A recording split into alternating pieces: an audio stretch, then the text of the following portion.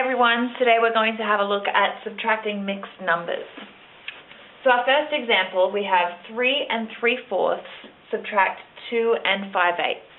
Our first step is to convert the mixed numbers into improper fractions. So 3 3/4 converted to an improper fraction looks like this. We multiply the whole number by the denominator and add the numerator and put that over the denominator. So 3 times 4 plus 3 on 4, which equals 15/4. Our second fraction is 2 5/8.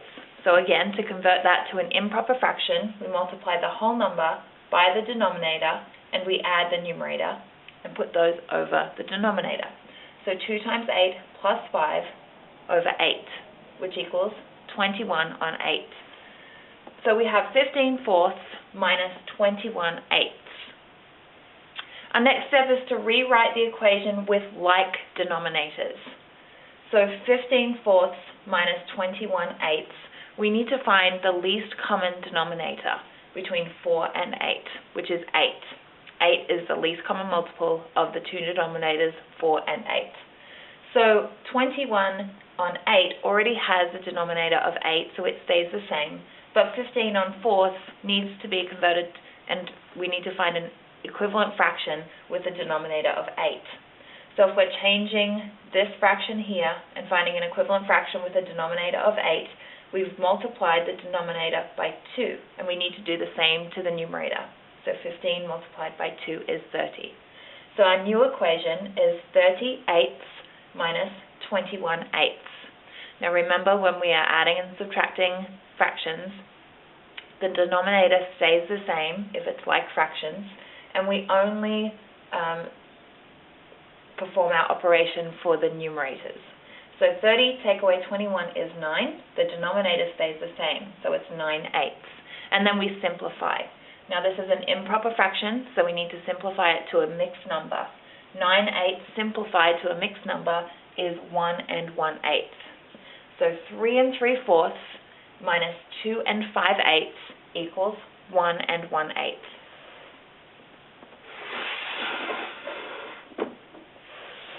In the second example, we have a whole number, and from that we are subtracting a mixed number.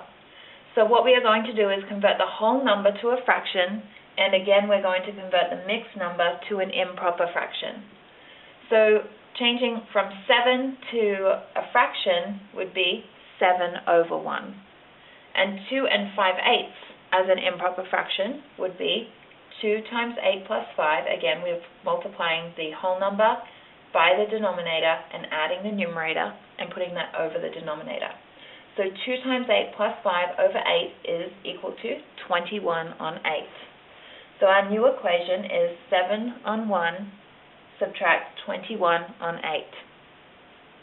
We need to rewrite the equation with like denominators again, because it's easier to subtract fractions with like denominators. So we need to find the least common denominator, which is the least common multiple of our two denominators, 1 and 8. The least common multiple in this case is 8. So we need to change this fraction here because we need a denominator of 8. This one already has a denominator of 8, so it will stay as is. So to change 7/1 to a fraction that is equivalent with a denominator of 8, we've multiplied the denominator, 1, by 8 to get our new denominator of 8. We need to do the same to the numerator. So 7 multiplied by 8 is 56. So our new equation is 56/8 subtract 21/8. And this equates to 35/8 because, again, the denominator stays the same, but we perform our operation to the numerators. So 56 take 21 is 35. So 35/8. We now need to simplify. And again, it's an improper fraction, so we need to simplify it to a mixed number. 35/8 is equal to 4 3/8. 8 goes into 35 4 times, and there is a remainder of 3/8 left over.